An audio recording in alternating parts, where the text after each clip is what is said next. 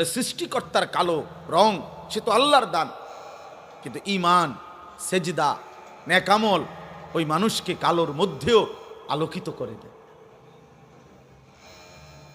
আলোকিত করে দেয়, সুন্দর করে দেয়। অগণিত ছেলেপেলের চেহারা দেখলে বোঝা যায় এ নামাজি গুনাহ করতে করতে চেহারা কালো বানায় ফেলছে। হাদিসে ওয়াদা আছে আল্লাহ নবীর, ছেলেরা বাবা মনে রাখো, একদিন এই আস্তে আস্তে বদলাইতেছে, আস্তে আস্তে কমতেছে, বদলাইতেছে। চাফা ভিতরে ঢুকিয়া গেছে, ছেলে পেলের চেহারার মধ্যে কোনো রসকস মায়া বলতে কিছু নাই, কালো চেহারা, গুনাহ অন্ধকার করে ফেলতেছে। খোদার কসম নবীজি বলছে 3 জিনিস যখন বেড়ে যাবে, 1 নাম্বার ইজা জাহারাতিল কাইনাত, গায়িকা নায়িকা, বেহায়া নারী যখন বেড়ে যাবে, ওয়াল মাআজিফ, গান বাদ্য যখন বেড়ে যাবে, ওয়াস্তাহাল্লাতিল খামরা, মদ নেশা, মদ পান এটা যখন বেড়ে যাবে কোনো সমাজে, আল্লাহ নবী বলেন অসংখ্য মানুষকে আল্লাহ চেহারা বিকৃত করে পশু বা জানোয়ারের আকৃতি দিয়ে দিবে। হতে পারে তুমি কিংবা তোমার পরের কেউ গুনাহ করতে করতে একদিন ঘুম থেকে জেগে দেখবে চেহারা জন্তু জানোয়ারের মতো হয়ে গেছে।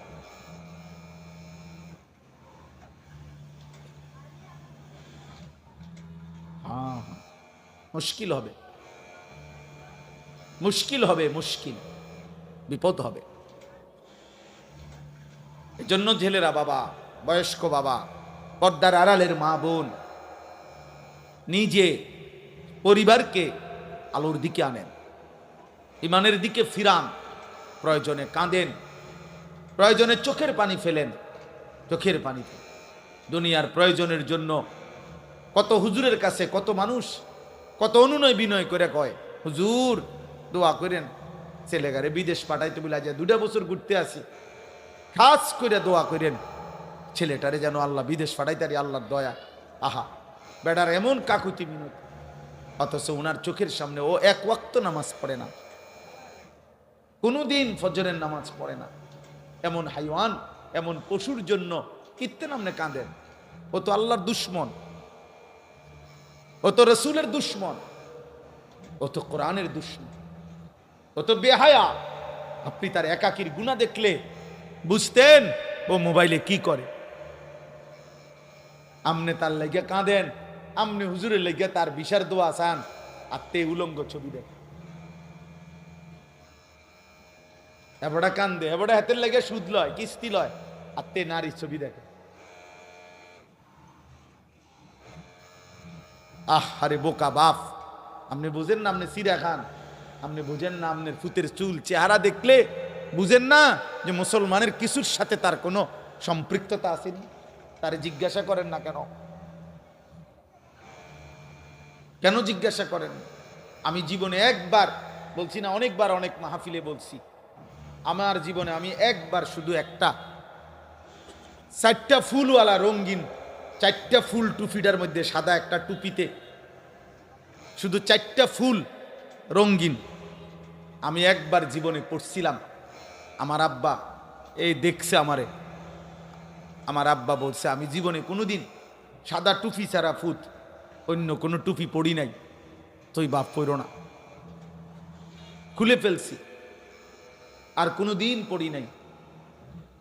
রঙিন টুপি হারাম না, বোঝেন নাই আমার কথা, এটা হারাম বলি নাই। রঙিন টুপি পড়া নিষেধ নয়, কিন্তু আমার বাবা বলছে যে বাবা আমি কোনোদিন পড়ি নাই। আমার বাবা তার বাবাকে কোনোদিন দেখে নাই, এই জন্য বাবা নজর রাখছে। একজন মুসলমান বাবা এটা বলা উচিত যে আব্বা তুমি এটা কি চুল রাখছো, এটা মানুষের চুল না জানোয়ারের চুল, এটা মুসলমানের চুল না মুশরিকের চুল? আপনি এতটুকু বুঝেন না? আপনি এতটুকু বুঝেন না?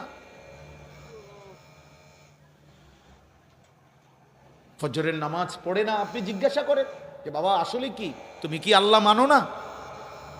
তুমি কি রসুল মানো না? তুমি কি মরবা না? তা তুমি যে একদিনও নামাজ পড়ো না, আমি আমার বাচ্চা, আমার মেয়ে, ওর রুমে আমি একটা অ্যালার্ম ঘড়ি দিচ্ছি আলাদা, আমার রুমে একটা অ্যালার্ম ঘড়ি। আমি যেহেতু রাতের 3টা 4টা বাজে বাসায় যাই, আমি ওরে বলে নিছি, আজকেও বলছি, প্রায় বলি, আব্বু তুমি আগে উঠলে আমারে উঠাইবা, আমি আগে উঠলে আব্বু তোমারে উঠাবো। সবসময় বলে রাখছি, দুজনের অ্যালার্ম দিয়ে রাখছি।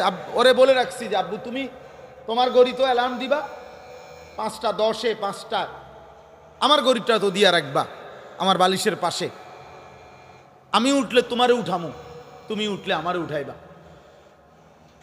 আল্লাহর নবী সাল্লাল্লাহু আলাইহি সাল্লাম বলছেন, ইজা আইকাযার রাজুলু আহলাহু, কোন পুরুষ যদি তার পরিবারের সদস্যদেরকে ফজরের নামাজের জন্য জাগিয়ে দেয়, ওয়াসাল্লা বিহিম জামিআন, এবং সকলেই যদি ফজরের নামাজ আদায় করে, কুতিবা ফিজ যাকিরিন আল্লাহ কাসীরান ওয়াদ যাকিরাত, আল্লাহ তাআলা ওই ফ্যামিলির সকলকে বেশি বেশি জিকিরকারী পুরুষ এবং নারীদের অন্তর্ভুক্ত করে দেবে।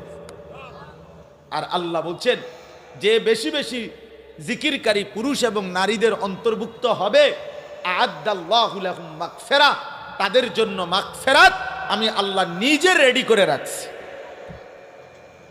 আমি আল্লাহর প্রস্তুত করে রেখেছি মাগফিরাত, ওদেরকে আমি মাফ করে দেব। ওয়া আজরান আযীমা, এবং মহা বিনিময় জান্নাত আমি তাদের জন্য প্রস্তুত করে রেখেছি। আমাদের মিলেমিশে দায়িত্ব আল্লাহ আমাদেরকে মনে করায় দিছেন।